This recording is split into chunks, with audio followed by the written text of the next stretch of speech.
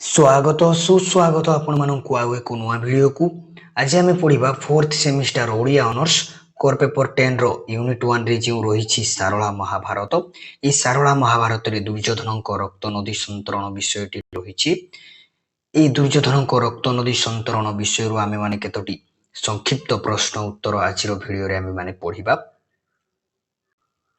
वीडियोटी भल लगे शेष लाइक करेंगे, सब्सक्राइब करेंगे, अधिक अधिक मात्रा सांग साथी मानू शेयर करेंगे।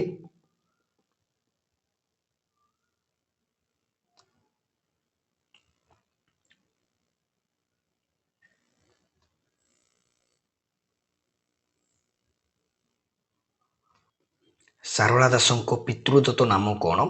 सारला दासों पितृदत्त नाम सिद्धेश्वर परिड़ा। सारला दासों जन्मस्थान केउठी? सारला दास कटक जिला अंतर्गत झंकड़ ग्राम जन्म ग्रहण करथिले। अवश्य सारला दासों जन्म स्थान को नहीं भिन्न भिन्न आलोचक भिन्न भिन्न मत दियंती, किंतु सारला दास निजे निज जन्मस्थान संपर्क में विराट पर्व पृष्ठा 709 कहिसंती। ये सेजम्बद्वीप भ्रदखंड महियड राष्ट्रे भुवन जाजनग्रर पूर्व दिग महदधि निकटे श्वेत बरेहा नील सुंदर गिरी मध्य स्थाने महावाक्य आख्यानी चंद्रभागा अर्क तीर्थ ईशाने पुररवा संचित से झंकेर पुर जहा बोली श्रीगिरिजार आज्ञाए मुहि तहि जन मिली।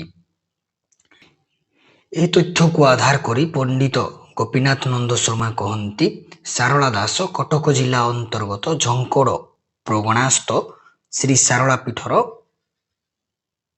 अनति दूरवर्ती कौन सी एक प्रसिद्ध गाँ हेब। कही कहती सारला पीठर समीपवर्ती तेंतुलीपदा नामक ग्राम रे सारला दास जन्म ग्रहण करथिले। किंतु कविंकर बासस्थान जे झंकड़ ग्राम एथिरे मतभेद देखा जाए नहीं, कारण बिलंका रामायण पृष्ठा 2 रे से निज ग्राम संपर्क रे कहिसंती झंकड़ ग्राम रे मोर अटई बसती मूर्खंक गोष्ठी सदा गला दिन राति। एथिरु आमे जानिले जे सारला दासंक जन्मस्थान जे झंकड़ ग्राम एथिरे संदेह नहीं।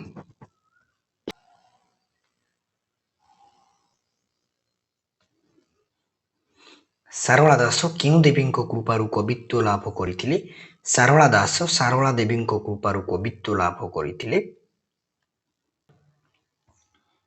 सारला दास को कहीं शूद्र मुनि कहा जाए?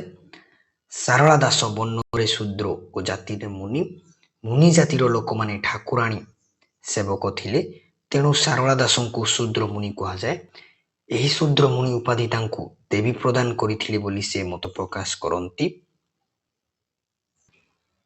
एक कथा से आदि पर्व पृष्ठा 527 मध्य कहिसंती तोहर आज्ञाए कहली मु शूद्र मुनि मोहर नाम ये कथा को अंतर मते न करा मति भ्रम।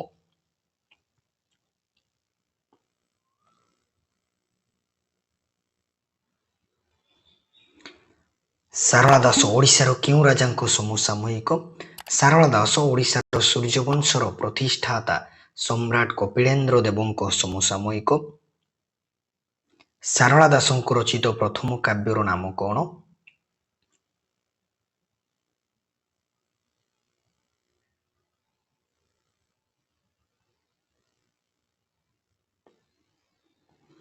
सारला दासंक रचित प्रथम काव्यर नाम हेउछि बिलंका रामायण। एक कथा से चंडी पुराण पृष्ठा 35 मध्य कहिसंती प्रथमे श्री रामायण द्वितीय भारत तृतीय लिखन कली श्री भागवत। एठारे श्री रामायण हेउछि बिलंका रामायण आउ भारत हेउछि महाभारत और श्री भागवत हेउछि देवी भागवत बा चंडी पुराण। बिलंका रामायणर कथावस्तु क्यों देवादेवी कथोपकथन छल सृष्टि होइछि? बिलंका रामायणर कथावस्तु शिव पार्वती कथोपकथन छल सृष्टि होइछि।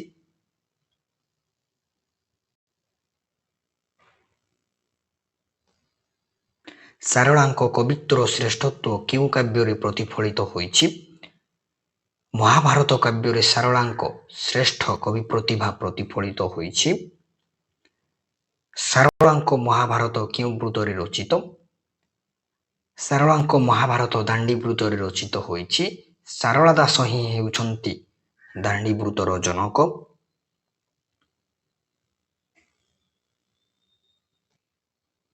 ଦାଣ୍ଡି ବୃତ୍ତ କାହାକୁ କୁହାଯାଏ? ଦାଣ୍ଡି ବୃତ୍ତରେ ଦୁଇ ପାଦରେ ଗୋଟିଏ ପଦ ହୁଏ, ଅର୍ଥାତ୍ ଦୁଇଟି ଧାଡ଼ିରେ ଗୋଟିଏ ପଦ ହୁଏ। ପ୍ରତ୍ୟେକ ପାଦର ଅକ୍ଷର ସଂଖ୍ୟା ସମାନ ନଥାଏ। ଗାୟକ ଗାନ କରିବା ସମୟରେ ନିଜ ସୁବିଧା ଅନୁଯାୟୀ ଜ୍ୟୋତିପାତ କରିଥାନ୍ତି। ସାରଳା ଦାସଙ୍କ ମହାଭାରତ, ବଳରାମ ଦାସଙ୍କ ଦାଣ୍ଡି ରାମାୟଣ, ଚୈତନ୍ୟ ଦାସଙ୍କ ବିଷ୍ଣୁଗର୍ଭ ପୁରାଣ ଏହି ବୃତ୍ତରେ ରଚିତ।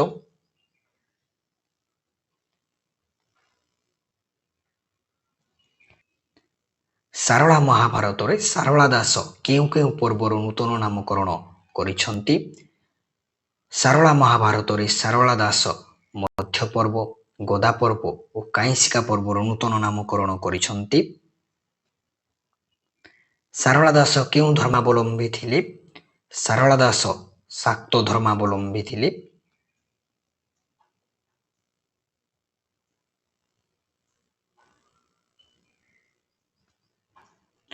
ଦୁର୍ଯ୍ୟୋଧନଙ୍କ ପୁତ୍ରର ନାମ କଣ? ଦୁର୍ଯ୍ୟୋଧନଙ୍କ ପୁତ୍ରର ନାମ ହେଉଛି ଲକ୍ଷ୍ମଣ କୁମାର। ସାରଳାଙ୍କ ବର୍ଣ୍ଣନାରେ ରକ୍ତ ନଦୀର ଗଭୀରତା କେତେ ଥିଲା? ସାରଳାଙ୍କ ବର୍ଣ୍ଣନାରେ ରକ୍ତ ନଦୀର ଗଭୀରତା 7 ତାଳ ଥିଲା।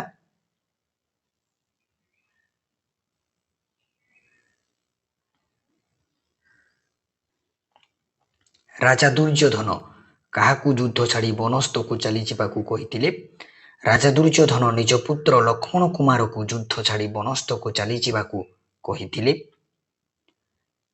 କେଉଁ ବଂଶକୁ ନାଶ କରିଥିବା ଦୁର୍ଯ୍ୟୋଧନ ସ୍ୱୀକାର କରିଛନ୍ତି?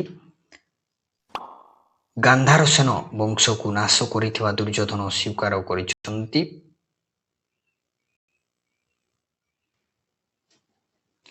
କିଏ ଉପାୟ କରି ଦୁର୍ଯ୍ୟୋଧନର ବଂଶକୁ ମରାଇଥିବା କଥା ଦୁର୍ଯ୍ୟୋଧନ କହିଛନ୍ତି?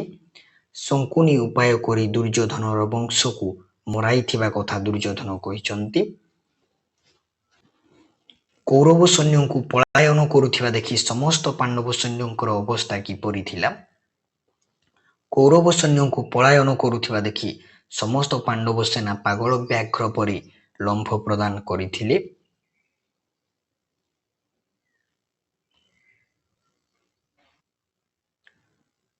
କୌରବ ସେନାକୁ ପାଣ୍ଡବମାନେ କେଉଁ କେଉଁ ଦିଗରୁ କିପରି ଅବରୋଧ କରିଥିଲେ? କୌରବ ସେନାକୁ ଉତ୍ତର ଦିଗରୁ ଧୃଷ୍ଟଦ୍ୟୁମ୍ନ, ପଶ୍ଚିମରୁ ଭୀମସେନ, ଦକ୍ଷିଣରୁ ନକୁଳ ଓ ସହଦେବ ଏବଂ ପୂର୍ବ ଦିଗରୁ ଅର୍ଜୁନ ଓ ଶ୍ରୀକୃଷ୍ଣ ଘେରି ରହି ଅବରୋଧ କରିଥିଲେ। ଭିଡ଼ିଓଟି ଭଲ ଲାଗିଥିଲେ ଶେଷରେ ଲାଇକ୍ କରିବେ, ସବସ୍କ୍ରାଇବ୍ କରିବେ, ଅଧିକରୁ ଅଧିକ ମାତ୍ରାରେ ସାଙ୍ଗସାଥିମାନଙ୍କୁ ସେୟାର କରିବେ। ଦେଖା ହେବା ଖୁବ୍ ଶୀଘ୍ର ଆଉ ଏକ ନୂଆ ଭିଡ଼ିଓରେ।